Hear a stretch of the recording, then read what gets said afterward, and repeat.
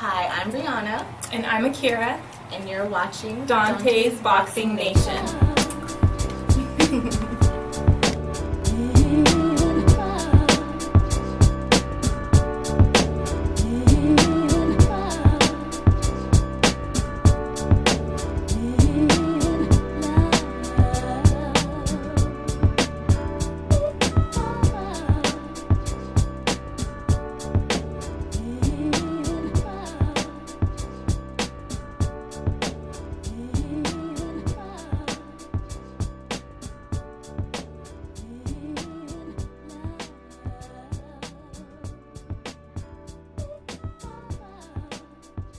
Dante's Boxing Nation, what's going on, guys?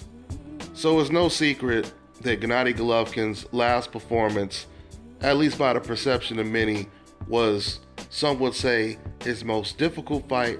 Some would say was a fight where he looked his most vulnerable in the fight.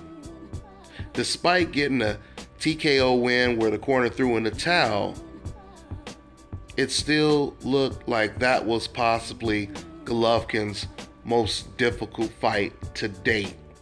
And Danny Garcia completely agrees with that assessment.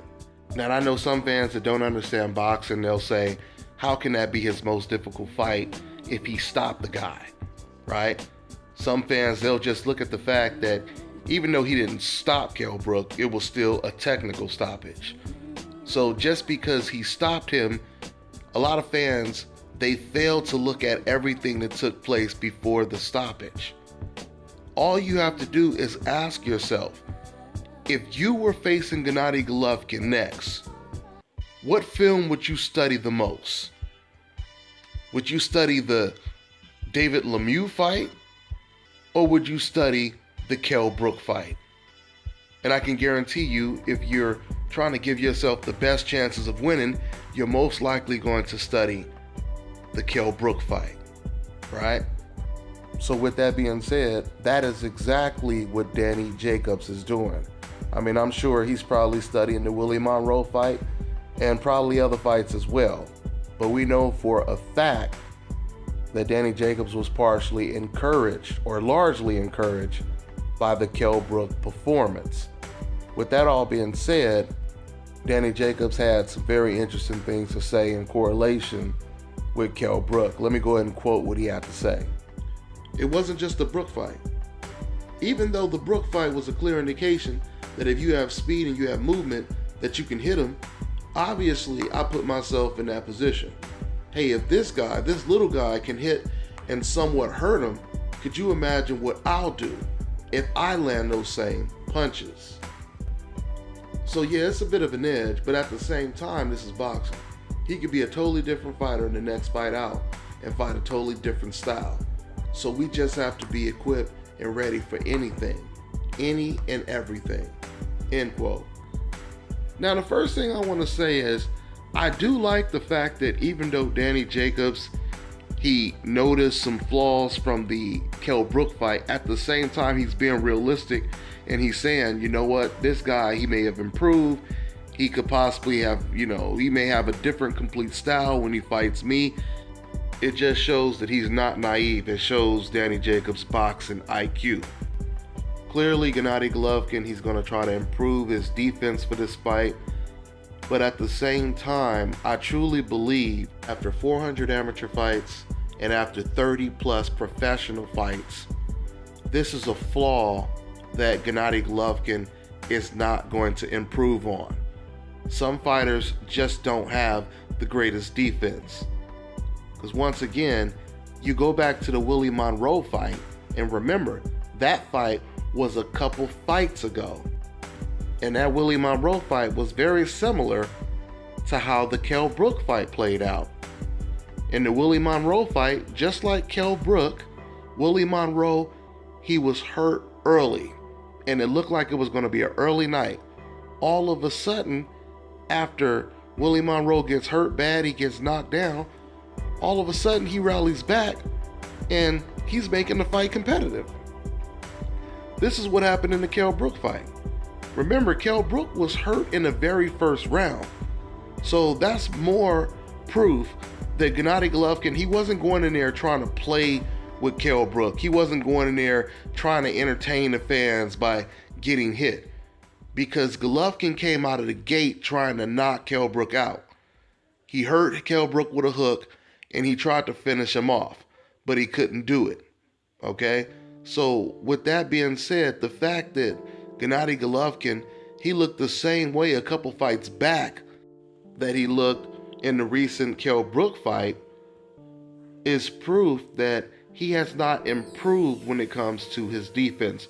This is just the type of style that Gennady Golovkin has.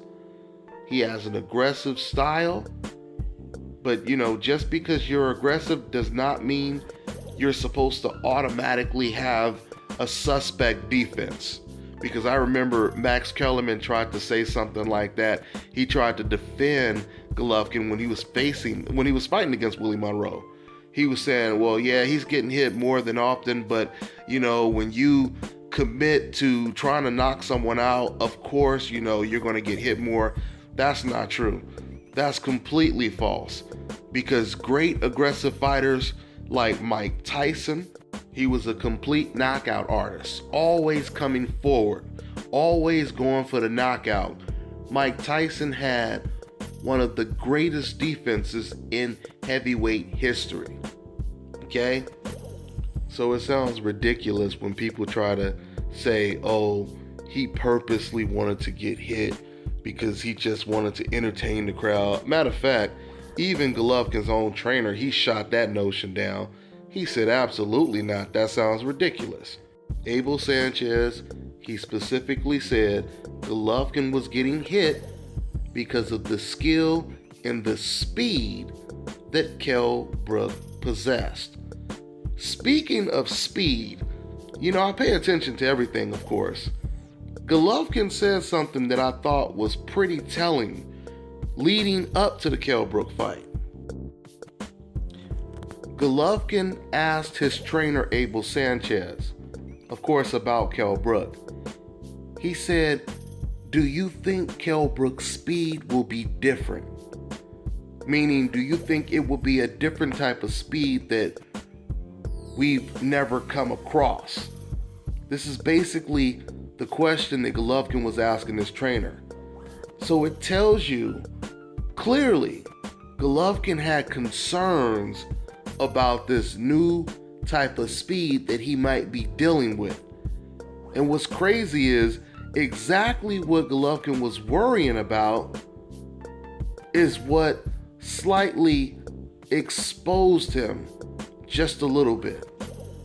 So it's very interesting. And now you hear Danny JACOBS saying clearly Kell Brook showed that a fighter with speed and foot movement can give Golovkin a lot of problems. Now, I truly believe personally that if you want to really get Gennady Golovkin's respect, no doubt about it, you can win a fight by using a lot of speed and foot movement like Kell Brook did.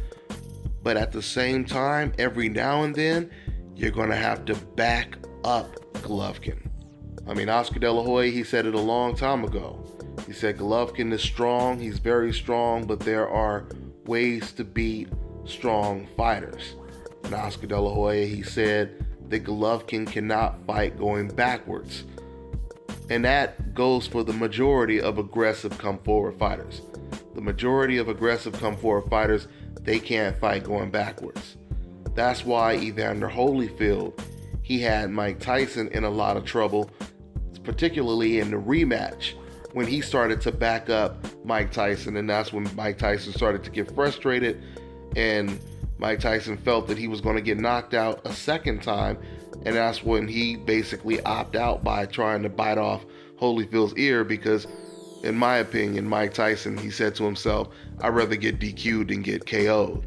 So while I believe it is possible to outbox Golovkin with foot movement and speed, ultimately, to really get his respect, you would have to go on the inside every now and then and back him up.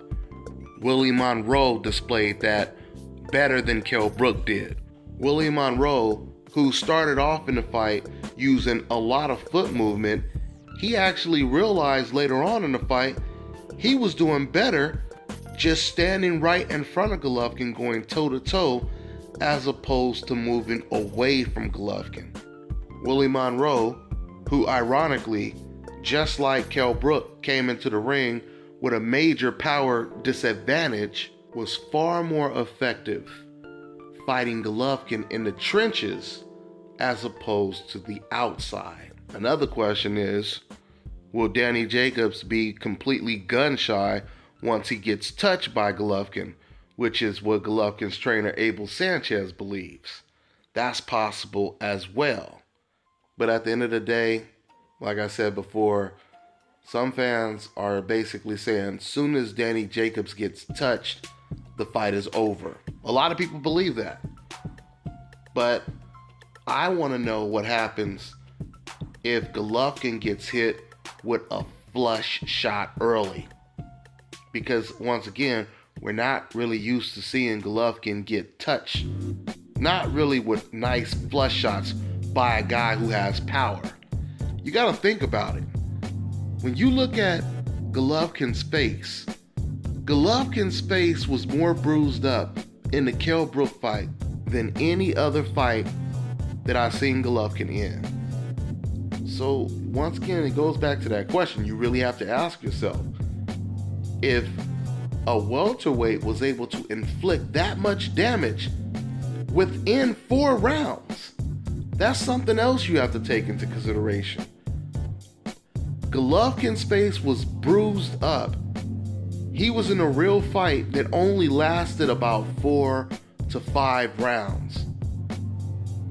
Now imagine Golovkin in that type of fight in the later rounds, where someone is not taking no for an answer.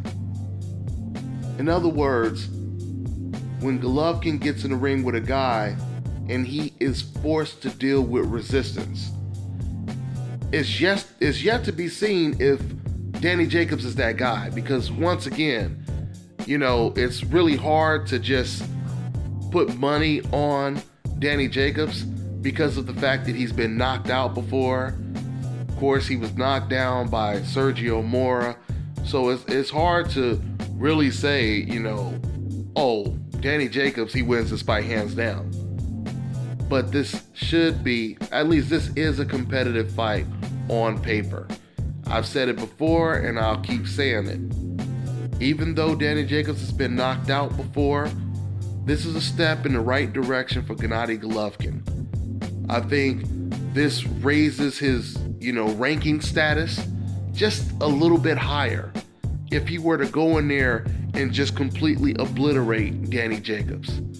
If he did that, it would still be impressive, And of course, if Danny Jacobs were to shock Golovkin the way he shocked Peter Quillen, of course, that would be the biggest upset of the year. We already know that. So that's pretty much all I got for now. I'm on to the next one, guys.